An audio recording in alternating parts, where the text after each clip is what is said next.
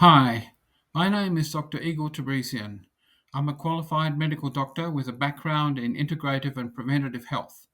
On this channel, I'll explore evidence informed approaches to optimize well being from nutrition, gut health to hormones, energy, and everything in between. Please note, this information I share is general in nature and not intended to be used as medical advice. Always consult your own healthcare professional before making any changes to your health routine. Welcome to my podcast on glyphosate and human health.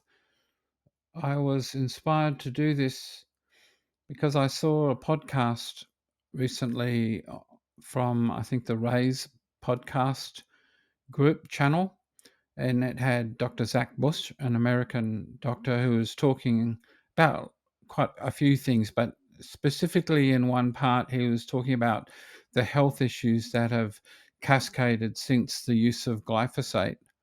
So I wanted to go through some of those things that he had on his hit list. And sometimes when you watch things like that, you crave to see the evidence. So I'd like to give a biochemical aspect of what he was talking about and the biochemical reasons for these increased incidence of these conditions like autism, ADHD, fibromyalgia, infertility, Parkinson's, and probably the most controversial would be cancer. I guess this calls into question how safe is this particular chemical? The manufacturers would say that glyphosate passed through the body relatively unchanged. And I would say that if I drove an 18-wheeler truck through a New Year's Eve crowd, that my truck would pass through relatively unchanged as well. So it's a point of semantics. So there are 10 biochemical effects of glyphosate in humans.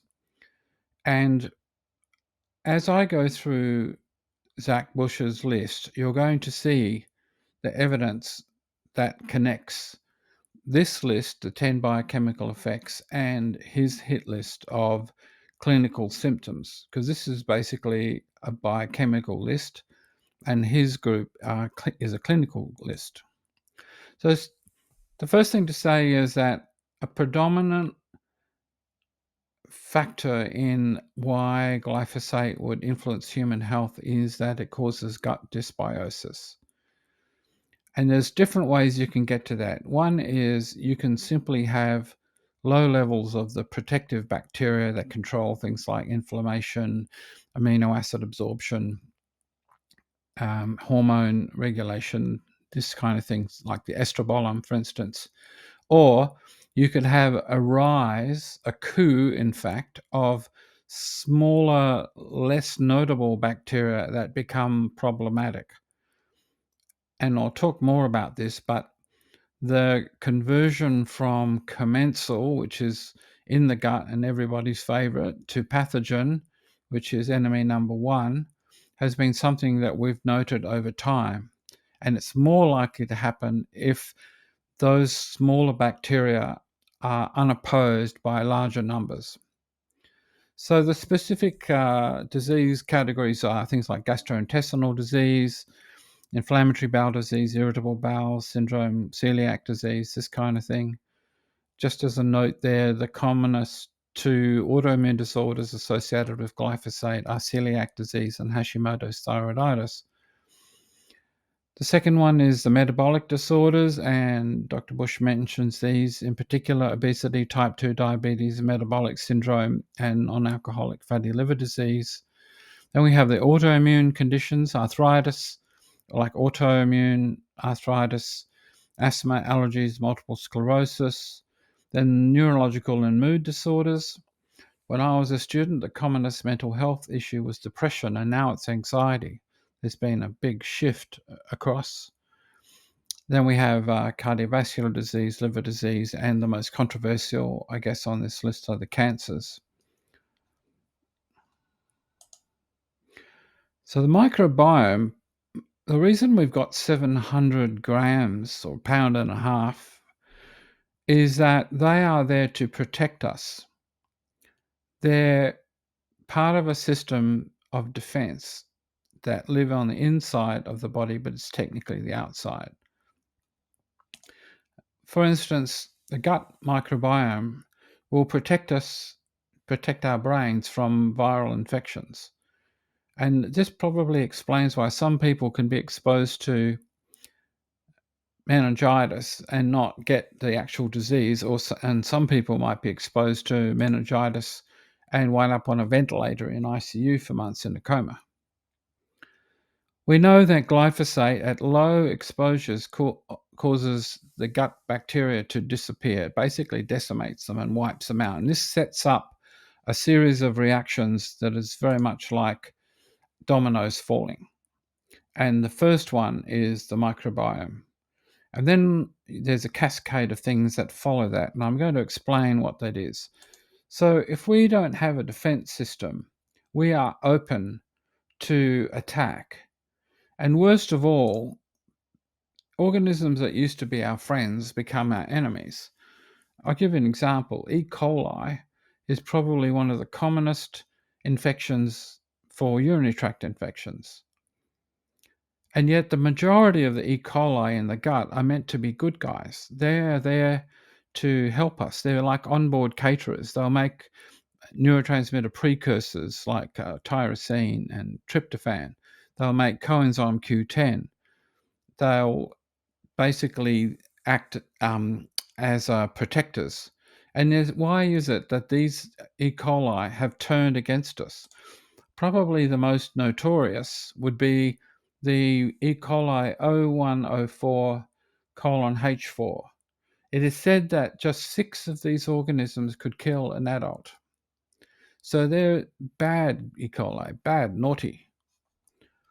Then we have the Clostridium. Now, Clostridium species in general are a bit like the E. coli's. They sit there, and one of their jobs is to make protective short-chain fatty acids like butyric acid. But they can turn rogue as well, and it's been shown that a particular group of them create a compound called HPA, which can affect the brain and is found in high levels of patients with autism and schizophrenia. So there you have your first link. You destroy the good bacteria, then the remaining bacteria turn, and then they cause problems in the gut-brain axis. But the list goes on. Even the literature has used this term that some of these bacteria that used to be our friends have turned into enemies. So, for instance, Fusobacterium is a commensal turned pathogen, and it's associated with a whole heap of things, including, wait for it, cancer. Klebsiella species are also a minor colony that were considered to be commensals, and at some point they've turned against us. And the Klebsiella pneumoniae in particular, elevated antibodies against Klebsiella are found in patients with ankylosing spondylitis, Crohn's disease, and ulcerative colitis. The list goes on. Another commensal that's turned rogue is Prevotella copri, and Prevotella is associated with enhanced susceptibility to arthritis, especially rheumatoid arthritis. And the list goes on. Citrobacter freundii is also considered to be a commensal, but in some people, it, at a distance from the gut, tells the substantia nigra in the brain to stop making dopamine. And you can guess what that looks like in clinical practice. That looks like Parkinson's disease. If you take the gut microbiome, take samples of it from autistic children and put it into mice, the mice exhibit autistic behavior. That's called horizontal transmission. And that means that as much as we like to think that autism is a psychiatric disorder, it isn't. It's a biological problem.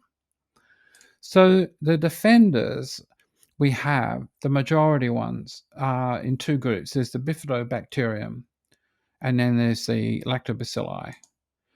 So, for instance, in the Lactobacillus plantarum, there's definitely lots of studies to show that it has an anti-inflammatory effect on the body. So any itis that wants to progress will be mitigated by this particular bacterium. And it also turns out that one of the mechanisms of how it does it is it increases a cytokine called interleukin 10, which is an anti-inflammatory cytokine. We also have our favorite, Lactobacillus rhamnosus, which is also an anti-inflammatory. It blocks signaling, but it also has some other features, and that is it controls histamine in the gut, and it also helps to calm down the mast cells in the body. So the bifidobacterium are the other group of that are, the main protectors in the gut. And it's shown that the bifidobacterium may actually help prevent autoimmune disorders. So if you knock them over, you're going to get more autoimmune disorders.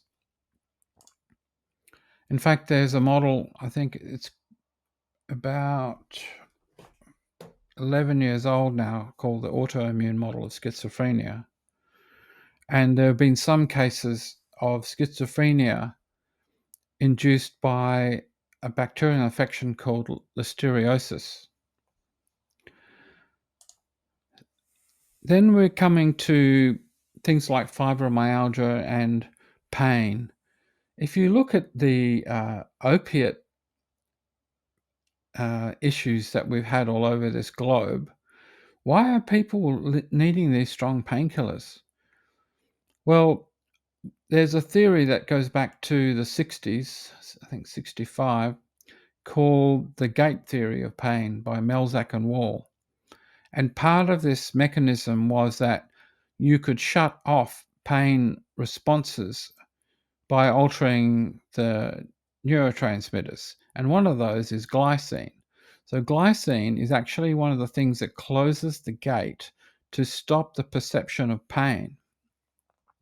And glycine is part of the molecule that glyphosate is. So basically, glyphosate is a glycine plus a phosphate. But does it actually work as glycine? And they found that there were lower levels of glycine in the CSF of patients with fibromyalgia. And so this comes under amino acid disruption, because that's what the glyphosate does. It increases oxidative stress. And the next part I'll go through a bit more about this is why the oxidative stress occurs. And it turns out that glyphosate is a chelator of what we call divalent cations. So, for instance, when we're talking about iron needs to be in a divalent form with 2 pluses. Calcium needs to be in a 2 plus form. Magnesium needs to be in a 2 plus form. So if you have minerals like that, and includes manganese, molybdenum, then there's going to be a problem. And this is one of the reasons that glyphosate levels are associated with iron deficiency, because of the chelation of the iron in the gut. But it also turns out that glyphosate can influence the calcium in the cell, and this is where it causes the oxidative stress, and it's probably linked to the road to cancers. This isn't something new. This is from an old biochemistry book, and I can't remember which one it is, but it shows you that our energy producer ATP can bind magnesium in 2 different ways. So the P is the phosphate, and you can see there's 3 of them in a row. And the binding of this magnesium divalent cation is exactly what glyphosate can do, because of the phosphates in there. The reason that we have 2 forms of ATP, and I'll come to this at another time, is one of them is for energy and the other one is actually a neurotransmitter. So coming back to this idea that there can be competing molecules. So if we've got glycine here, glycine can bind to that receptor. It fits perfectly, and it will do glycine's job. So for instance, glycine has a calming effect. It's an inhibitory neurotransmitter. It keeps the brain calm. It stops pain responses from the periphery. Now, glyphosate is basically a glycine with a phosphate. So if it tries to bind there, it won't necessarily set off the effect, but it will stop glycine from binding. So the opposite of calm is agitated, hyperactive. This same mechanism occurs with the endocannabinoids. The endocannabinoids also bind to glycine receptors. That's actually part of how they work. So this is to do with pain. And we know that endocannabinoids help with pain. Back in 2007, The Lancet published a study about how food additives can induce hyperactive behavior. And the study aimed squarely at what you call yellow dye number 5 and what we call tartrazine or food additive 102 here in Australia. And it was squarely blaming that these things, when they block the glycine receptor, could cause hyperactivity. So there's one link to the ADHD pathway. The cannabinoids, our natural cannabinoids, work by targeting the glycine receptors. So anything that blocks those will cause increased pain in the body. And we've already said that patients with fibromyalgia have altered levels of glycine. When it comes to the brain and trying to understand ADD and ADHD, we tend to perhaps inadvertently or naively think of neurotransmitters separately, but in fact they work together a bit like a musical mixer. You want to have the balance right to make sure that you can hear what the song is so that it's clear and not ambiguous. So, for instance, the stimulant theory of ADHD is that these people need more noradrenaline. That's their problem. That's why they can't focus. So we give them stimulants to boost the noradrenaline up. But unfortunately, that doesn't work in everybody. And we've probably all seen examples where it didn't work. And we've probably seen lots of examples where it didn't work. And part of the reason is that, in fact, ADHD can occur when another neurotransmitter is low. And that one is called GABA. And this is from the Journal of the American Medical Association Psychiatry. So what they're saying is that it's some people with the ADHD may have this, the GABA levels are low, and they're going to present as if they're looking at 9 televisions at once and they can't keep the other 8 screens down enough to be able to focus on the first one. So if you give them stimulants, you're doing this. And I'm sure most of us have seen this exact same scenario where a patient with the diagnosis have been given stimulants when their actual problem is this, and you can imagine what's going to happen. Well, first of all, they're going to get an amplification of the symptoms of GABA deficiency. Now, if you have a look at this, you can see here that the insomnia and the irritability and the social withdrawal, that's been a bit of an epidemic as well.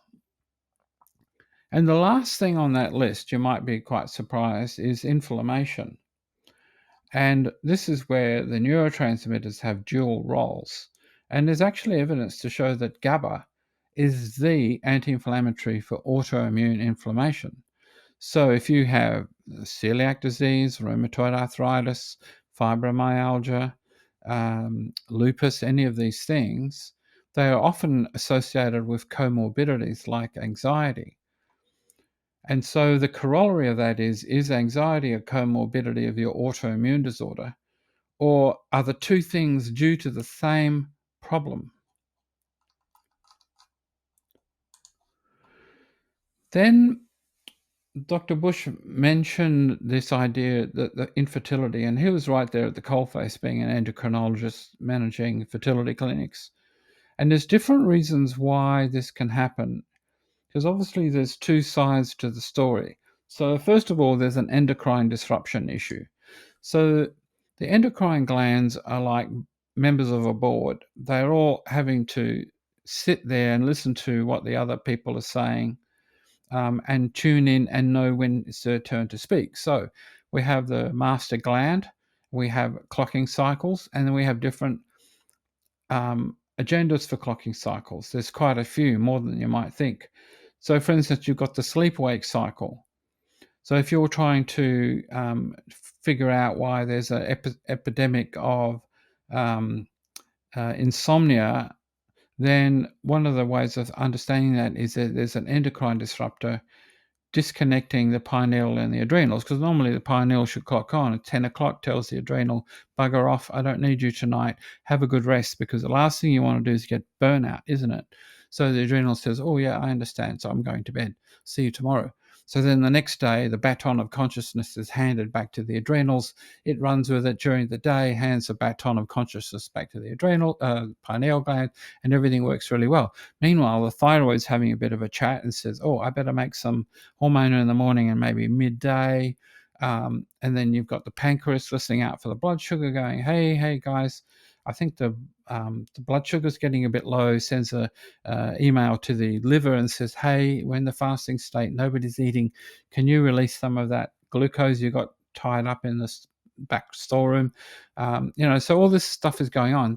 And you've got the menstrual cycle, the pituitary and the ovaries having a chat saying, right, well, about mid-cycle, we're going to make lots of estrogen, and then we're going to back off for the rest of the cycle and let the estrobolome release back some of that estrogen. If we don't have a baby, we're going to start again. So all of these clock cycles can be interfered with by an endocrine disruptor, and this is what glyphosate does. And then the impact on fertility, there's several things that can happen. The sperm count has been shown to be dropping, and that's something that Dr. Bush was talking about. And they actually found, believe it or not, they found the glyphosate in the sperm themselves. And we know that it hits the mitochondria, and that's basically what propels the sperm to go from one spot to another, up the chain, as it were. Then we have the cancer side of things. It's a talk all in itself, but the microbiome significantly impacts cancer by influencing development, progression, and response to treatment. So the microbiome can directly cause cancer. No. Then we have the subject of cancer. Now, microbes can cause direct DNA damage through genotoxins. They can induce chronic inflammation, which is a driver of tumors. A good microbiome is supposed to prevent these things. So if you have something that's damaging DNA and you do not have the facility to repair that DNA, you're going to get some interesting abnormalities, mostly to do with oncogenes, expression of oncogenes. And normally you would silence those as long as you're a good methylator. So this is going to hit you harder if you are an undermethylator. Here's a study from Cancer Biology and Therapy, the human microbiome and cancer, a diagnostic and therapeutic perspective. And they're basically reiterating these things. So I hope you've had a pretty good explanation of Dr. Zach's hit list. And I'll see you in the next podcast.